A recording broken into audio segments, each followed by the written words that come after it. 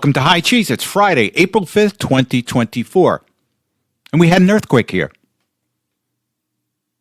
And I live in northern New Jersey, and I live close to the Ramapo fault line. And occasionally we get small tremors here and there.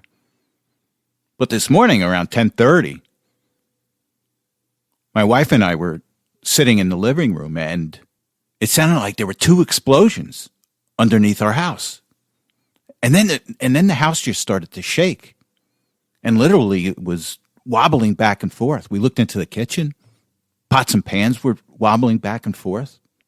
And I'm used to, these tremors every now and then, but this was significant. I think they said it was 4.8 on the Richter scale. So my wife and I, left the house, went out, checked on some neighbors. Everything was fine. It's just surprising. You're not used to these kind of earthquakes around here. First, we don't live far from Picatinny Arsenal, and they experiment on small grade explosives and guns. So at first, maybe we thought they were just testing explosives. No, but it wasn't. This was a real clear explosion. Well, what felt like an explosion underneath the house. Now, I'm just waiting for some aftershocks. Now, they always say after an earthquake, you have aftershocks. We haven't seen any. So we shall see. So the Democrats see the writing on the wall. They thought they would get some kind of significant bump in the polls from Biden's State of the Union speech. That's what you want to call it. But it didn't happen. Trump continues to lead in all of the swing states. Now, you have to understand, this is all coming down to the swing states. Nevada, Arizona, Michigan, Wisconsin, Pennsylvania, Georgia. Because Trump's going to hold all of the states that voted for him 2020. And if he picks up these swing states, doesn't have to pick up all of them, but he'll win the election. And the Democrats see this. They're trying lawfare. It's not working. They're trying to create stories about him. It's not working. And there's a couple articles I want to talk about because they see the writing on the wall. They see the re-election of Donald Trump. And they want to do things that kneecap him once he gets reelected. And they want to protect their far-left communist agenda once he gets in. So the first article I want to go to is this from the Washington Examiner. It says, Democrat Senator makes shocking statement about Obama-appointed Justice Sotomayor. It says here, Justice Sonia Sotomayor, the oldest Democrat-appointed Supreme Court justice, has received calls from several left liberal activists to step down from the Supreme Court so that she doesn't die in office. Senator Richard Blumenthal from Connecticut has made some of the strongest comments approaching saying that what has been rumored as a push to force Sotomayor out of her chambers to give President Joe Biden an opportunity to appoint another Supreme Court justice, he cautioned her to weigh the competing factors. And this is what they're concerned about. They're concerned about, look, Sotomayor, she's old, she's not healthy. Apparently she travels with a nurse. And the Democrats are worried about her dying while Donald Trump is in office again, and Donald Trump gets to appoint another conservative judge. So they're concerned about that. And they wouldn't be so concerned about this if they thought Biden was going to win. Now, the other article I want to go to is, and this is from The Guardian. Headline says, New Biden rule aims to protect U.S. federal employees if Trump is elected. It says here, Joe Biden's administration issued a new rule on Thursday, making it harder to fire thousands of federal employees, hoping to head off the risk that if Donald Trump wins back the White House in November, he won't be able to bully and decimate the workforce as he imposes the radical ideologies he's been pushing on the campaign trail. So essentially what these new rules are going to do, they'll make it harder for Donald Trump to fire a lot of these bureaucrats. A lot of these left-wing bureaucrats. Now, look, he'll be able to do it ultimately, but this just makes it a little harder for them to do it. So, look, Biden's trying to protect the left-wing swamp creatures in the bureaucracy. And do you think he would do this if he thought he was going to win in November? I don't think so. And here's another one that really gets me. Two attorneys that Donald Trump relied on while in office, Jeffrey Clark and John Eastman. Well, they're in the process of being disbarred because of their involvement with fighting the steal of the 2020 election. And these two attorneys helped Trump give a constitutional predicate on challenging the electors. But as much as our medical profession has been politicized, so has our legal profession.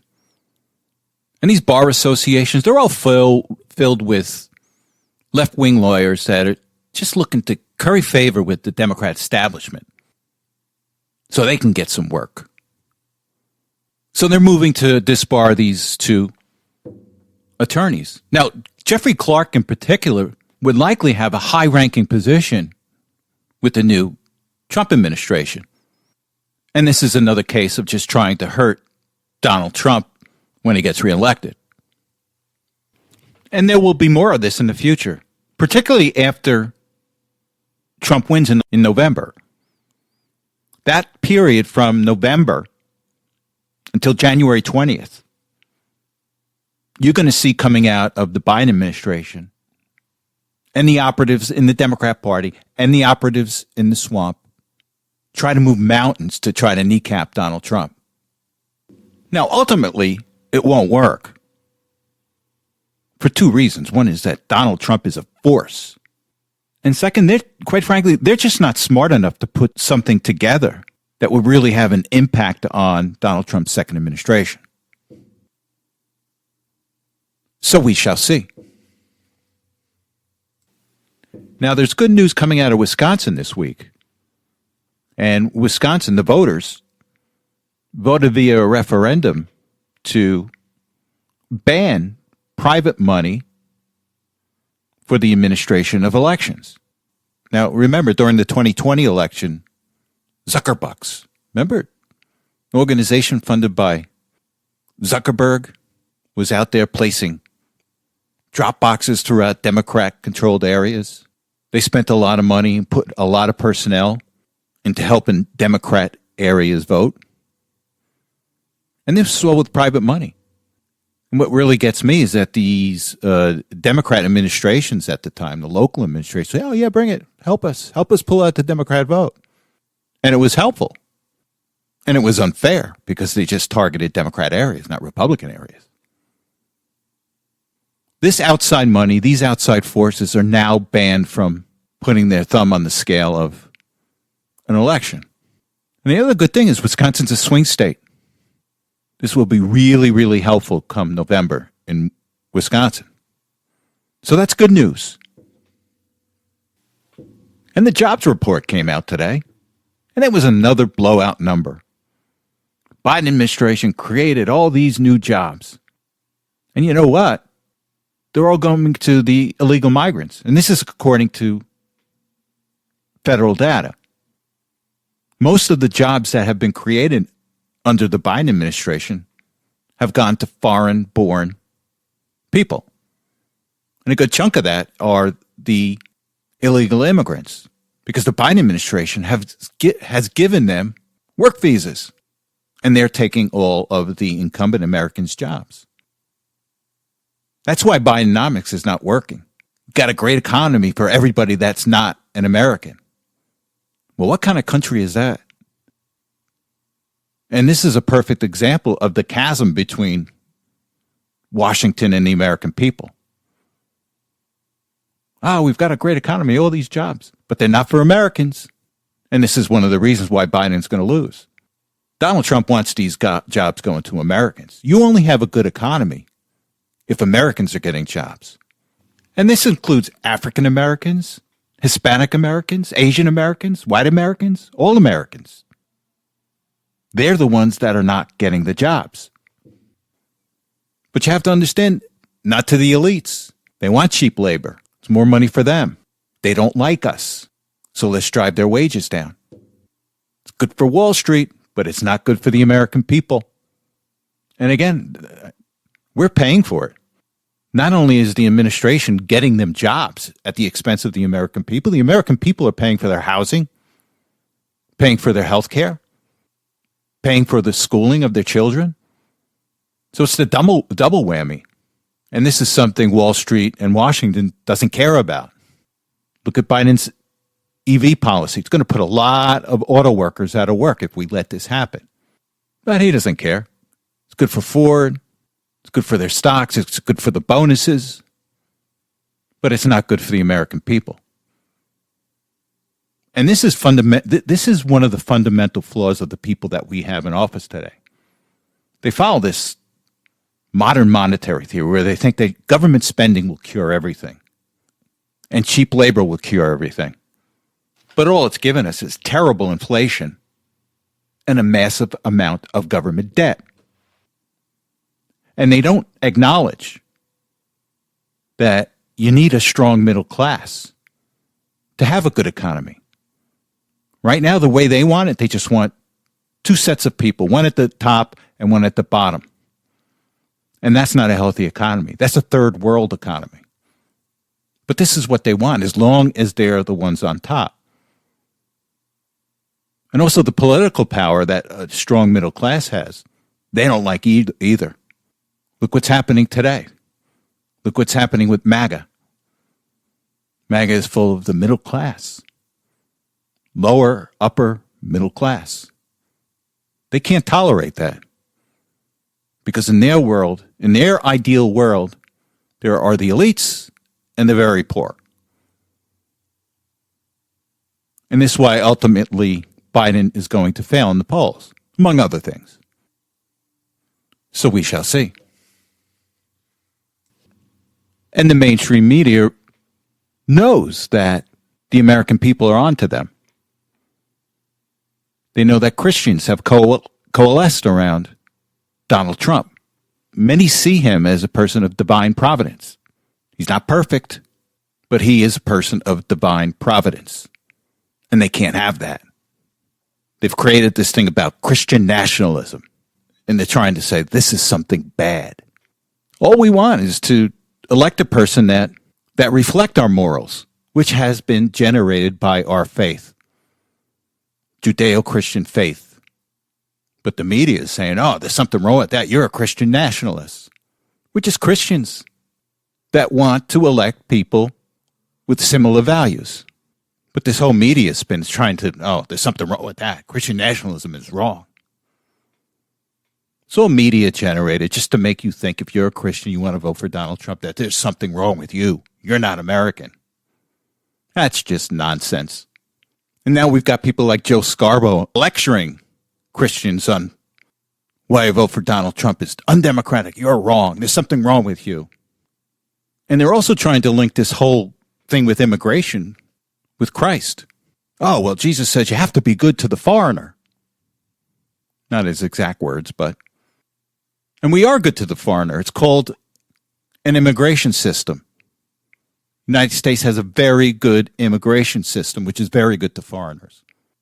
What is not good is this mass invasion of over 10 million migrants that just come across into this country unvetted. Jesus never said that. You've got to let the foreigner kill your children, take your way of life away. And this is what gets me with some of these passive so-called Christian preachers out there that are silent on this immigration issue. This whole influx of migrants is hurting your flock. They're killing the children of your flock. Not all of them, but the policies that are in place result in taking away your way of life. And again, Jesus was not a passive guy. Sure, Jesus would never say, oh, yes, take the foreigner in, let them kill your children, let them take away your way of life. But it's okay. So pushing it back against this massive invasion of foreigners is not unchristian. We want to protect our kids. We want to protect our way of life. And that's what's happening right now. So with that said, I want to go to a clip. It's with Morning Joe. He's preaching to us. Of all people, he's preaching to us. You got to be a good Christian. Oh, and before I forget, throughout the Bible, the immigrant is supposed to respect the laws of the country they are in. Well, that's not happening right now. You are supposed to be kind to them within reason, but at some point they got to go. I feel sorry for them, but they have to go at some point. We no longer have a country with an open border. And the theme throughout the Bible are nations. And you no longer have nations when you no longer have borders. So I went off track. Let's go to this clip. It's with Morning Joe. Why do they have to embrace a failed reality TV host and take him on as the other Jesus, their new savior? Truth and freedom are indivisible. And we got a lot of folks who are captive, who are stuck. And the false white gospel is being co-opted by nationalism. I know the history of those people. I come from that background, right? But I had to find Jesus outside of my white church, white neighborhood, white school. The whiteness is an idol. And in the phrase white evangelical, the defining word there is not evangelical. It's white. And that has to change. And I think we can change it. And Morning Joe was interviewing Jim Wallis. Now, Jim Wallis is a far-left theologian, self-described social justice warrior, who, I may add, his organization has taken money from George Soros. Now, initially he denied it and was caught in a lie when the truth came out. But he wrote this book called The False White Gospel. And again, it's attacking Christians for supporting Trump, and he takes on the communist agenda of trying to split us via race. So according to Wallace, white Christianity is bad. Christianity is good, but when you add white people to it, it's a bad thing. Again, it's all about this communist agenda to split us by race. This guy Wallace talks about, we have to unify. But he's not unifying people when he's splitting people according to race. So think about this. You have a good week. Thank you very much for listening, and I will talk to you next Saturday.